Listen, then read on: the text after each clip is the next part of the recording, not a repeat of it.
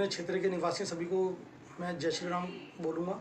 और आगामी जो नवरात्रों का जो त्यौहार जो अभी आगामी आ रहा है उसके लिए सभी को मैं शुभकामनाएं दूंगा और माता का आशीर्वाद आप सभी पे इसी प्रकार से बना रहे। रहा सवाल भ्रामक जो बातें फैलाई जा रही हैं इनके लिए, तो देखिए जहाँ भी कोई अच्छा कार्य कोई व्यक्ति करता है, जैसे हमारे प्रधानमंत्री जी एक बहुत अच्छा कार्य देश के लिए कर रहे हैं, देश को बहुत ऊंचाइयों पर ले जा रहे हैं, लेकिन देखिए विपक्ष लगातार उनके ऊपर आरोप प्रत्यारोप करता रहता है, बेबुनियाद बातें उनके लिए करते रहते हैं। तो अगर हमारे लिए भी बातें हो रही हैं तो इसका मतलब हमारे कार्य कहीं ना कहीं उन्हें चुभ रहे हैं, उन्हें बुरे लग रहे हैं। और रहा सवाल आम आदमी पार्टी का, सभी जानते हैं उनका एक ही सिद्धांत है, उनका एक ही नारा है, झूठ बोलो, बार बार बोलो और ज़ोर ज़ोर से बोलो, आपके द्वारा बोला गया झूठ भी सच माना जाएगा, ये उनका मानना है। लेकिन वास्तव में ऐसा नहीं होता है, उन्हें चीज़ समझनी चाहिए। वो उनका कार्य है भ्रामक प्रचार करना, बदनाम करना उनका कार्य है। हमारा कार्य है क्षेत्र का विकास के लिए जो भी हम कर सकेंगे, योजनाएं और जो भी कुछ कार्य ला सकेंगे वो हमारा कार्य है। वो अपना काम करेंगे, हम अपना काम करेंगे, हमें कोई फ़र्क नहीं पड़ता। देखिए राजनीतिक पार्टियाँ जो आरोप लगा रही हैं उनमें कोई आधार नहीं है, वो बिल्कुल निराधार है। मैं आपको एक छोटा सा एक कहानी सुनाना चाहूँगा, इसके लिए सभी के लिए को बहुत अच्छी लगेगी, मैंने भी किसी ने मुझे सुनाई थी। एक दफ़ा की बात है, बहुत पुरानी बात है। एक राजा हुआ करते थे कोई। एक बार महाराज ने ब्रह्मभोज का आयोजन किया। उन्होंने ब्राह्मणों के लिए भोजन का एक कार्यक्रम रखा। उसमें उन्होंने राज्य भर से कुछ ब्राह्मणों को बुलाया, कुछ साधुओं को बुलाया, संतों को बुलाया और उन्होंने उनके लिए भोजन का कार्यक्रम रखा। अब उन्होंने एक बहुत अच्छा रसोइया नियुक्त किया। वो रसोइया उनके लिए भोजन बना रहा था। अच्छा, प्राचीन काल में क्या होता था कि खुले में ही खाना बनाया जाता था।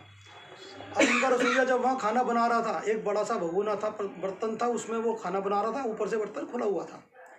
तभी क्या होता है, एक पंछी कहीं से सांप, जहरीला सांप उठा के ऊपर से ले जा रहा था।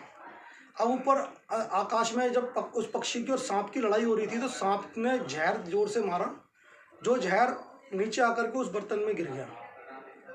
उस जहर के बारे में ना तो सांप को पता था, ना उस पक्षी को पता था, ना रसोइयों को पता था, ना राजा को पता था। अब वो भोजन खा करके जो साधु संत और जो ब्राह्मण लोग थे उन सभी की मृत्यु हो जाती है। बहुत बड़ा महापाप हुआ। राजा को बड़ा बुरा लगा। राजा ने प्रायश्चित किया। राजा ने कहा अब जीवन में मैं राजसी वस्त्र नहीं पहनूंगा, साधु के वस्त्र पहन करके जनता की सेवा करूंगा। रसोइयों को बहुत बुरा लगा। रसोइये ने भी अपना पश्चाताप के लिए जंगल चला गया। पंछी को पता ही नहीं था हुआ क्या और ना सांप को पता था हुआ क्या। अब यमलोक में जब धर्मराज ने इस पाप के लिए समीक्षा करने के लिए उन्होंने चित्रगुप्त जी को बुलाया। उन्होंने कहा भाई इस पाप की हम किस प्रकार से समीक्षा करें, ये पाप किसके सर डालें, जो इतना बड़ा महापाप हुआ, इतने सारे लोगों की जो मृत्यु हुई, इस पाप को हम किसके सर डालें। तब चित्रगुप्त जी ने सारा लेखा जोखा देखा। उन्होंने कहा भाई राजा का कोई कसूर नहीं है, रसोइये का भी कोई कसूर नहीं है, पंछी का भी कोई कसूर नहीं है, सर्प का भी कोई कसूर नहीं है, सब अपना अपना कार्य कर रहे थे, तो ये पाप किसके सिर जाएगा। तब उन्होंने कहा ठीक है अभी इसको हम पेंडिंग रखते हैं, एक ना एक दिन हमें इसके लिए पापी मिल जाएगा। तो उस घटना के कुछ वर्षों के बाद क्या होता है, कुछ साधु महात्मा उसी राज्य की ओर आ रहे थे। तभी उन्हें रास्ते में एक व्यक्ति मिलता है, एक चरवाहा मिलता है। साधुओं ने पूछा भाई इस राज्य में हम जा रहे हैं, इसका राजा कैसा है, क्या हमें भोजन पानी करा देगा। तो चरवाहे को बड़ा मजा आया राजा की बुराई करने में। चरवाहे ने कहा अरे वो तो राजा जहर दे के साधुओं को मार दिया करता है, तुम कहाँ जा रहे हो। उनका जहर दे के साधुओं को मार देता है। कहता है हाँ उस राजा ने तो पहले भी एक बार जहर दे के बहुत सारे साधु महात्माओं को मारा है। तो चरवाहे को बुराई करके बड़ा मजा आया। लेकिन ऊपर यमलोक में वहां पे घंटी बजी धर्मराज की। धर्मराज ने कहा अब हमें मिल गया किसके सर पाप मढ़े।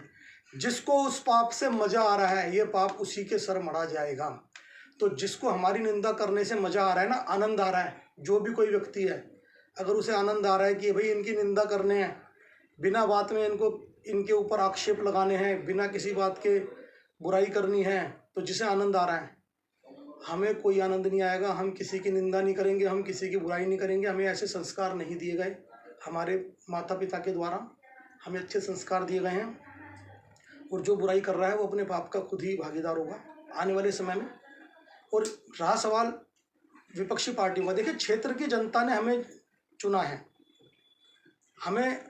हम जो जिस प्रकार से क्षेत्र की जनता ने हमें चुना है, हमने जो भी उन्होंने आदेश दिया वो हमारे सिर माथे है, वो हमारी जिम्मेदारी बनती है हम क्षेत्र को किस प्रकार से आगे विकास की ओर लेके जाते हैं। लेकिन जो विपक्षी पार्टियां हैं उन्हें भी इस बात को स्वीकार करना चाहिए कि जनता ने अगर हमें नहीं चुना, लेकिन जिसे भी चुना है, जनता का जो आदेश है वो उनके भी सर माथे पे होना चाहिए। उन्हें इस बात से चिढ़ना नहीं चाहिए, उन्हें इस बात में नहीं आना चाहिए कि जी हमें नहीं चुना गया, अब हम इन्हें बुराइयां करें, इन्हें बदनाम करें, बिना बात के आरोप प्रत्यारोप लगाएं, परिवार तक को बदनाम करने की कोशिश कर रहे हैं बिना बात की उस पर। तो उन्हें सोचना चाहिए कि भाई जनता ने अगर उन्हें नकारा है, क्यों नकारा है। भाई पिछले 15 वर्ष से या पिछले 5 वर्ष से लगा लो, आप अपने कार्य देखें, आपने क्षेत्र के लिए क्या कार्य किया है। भाई आपने कोविड के टाइम में क्या कार्य किया है। भाई जनता ने देखा है, प्रीति जी ने कोविड के टाइम में बहुत सेवा करी है। कोविड के टाइम में अनाज वितरण किया है, ना केवल अपने गोंडा क्षेत्र में, पूरे संसदीय क्षेत्र के अंदर सभी मंडलों में अनाज वितरण किया गया।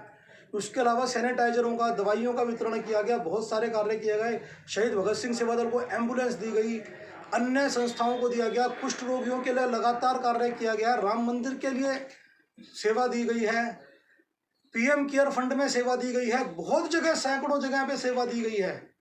जो विपक्ष वाले आरोप लगा रहे हैं, जो भगवान श्री राम के अस्तित्व को नहीं मानते हैं, जो भगवान श्री राम के मंदिर का निर्माण का हिसाब मांगते हैं, जरा जवाब तो दें, उन्होंने भगवान श्री राम के मंदिर में 1 रुपया भी दिया हो तो? जो ये सवाल उठा रहे हैं बताइए मेरे को। उन्होंने क्षेत्र के लिए, सेवा के लिए एक भी कार्य किया हो तो बताओ। उन्हें केवल राजनीति से मतलब है, इसके अलावा कुछ नहीं है। उनको केवल है राजनीतिक रोटियां सेकनी है, इस क्षेत्र के ऊपर वो अपना एक अधिकार समझते हैं, इसके अलावा कुछ नहीं है। वो लोग अपनी जो उनकी कुंठा है, जो उनकी भड़ास है, उसको निकालने के लिए उन्हें कोई मुद्दा नहीं मिल पा रहा है। इसीलिए वो क्या करते हैं, जो क्षेत्र के लोकल ब्लैकमेलर टाइप के, हर क्षेत्र में 2-4 व्यक्ति होते हैं, आरटीआई स्पेशलिस्ट, आपको पता ही है। वो क्या करते हैं, कंप्यूटर से जाके फर्जी ऐसी 2-4 कागज निकाल लिए, फर्जी कागज निकाल लिए और जी उठा के कहानी बना दीजिए इतने 1000 करोड़ रुपए, और मांग भी कितने रहे हैं, 200 करोड़ रुपए। उनको मैंने भगवान से मैं प्रार्थना करता हूँ, हे प्रभु उन्हें सद्बुद्धि दें। इतने बुढ़ापे में, इतनी वृद्धावस्था में 200 करोड़ रुपए का वो करेंगे क्या, रखेंगे कहाँ पे, और देगा कौन उनको? उनको तो कोई 2 रुपये भी ना दे, वो करेंगे क्या इतने पैसे का, उनको समझ नहीं रहा। वो इस प्रकार के व्यक्ति हैं। मैं आपको एक और बताता हूँ किस्सा। एक बार एक व्यक्ति के सपने में शाहजहां आ जाते हैं जी। सपने में शाहजहां आ गए, कह रहे बेटा लाल किला मैंने तेरे नाम कर दिया, और अगले दिन सुबह उठ करके वो लाल किले की रजिस्ट्री कराने के लिए घूम रहे हैं बाजार में। वो उस प्रकार के व्यक्ति हैं। तो इस प्रकार के लोगों को लेकर के और ये जो चीज़ें संशय भ्रम की स्थितियां पैदा की जा रही हैं, जनता को सब पता है, जनता को मालूम है सच क्या है, झूठ क्या है, दूध का दूध, पानी का पानी अपने आप हो जाता है।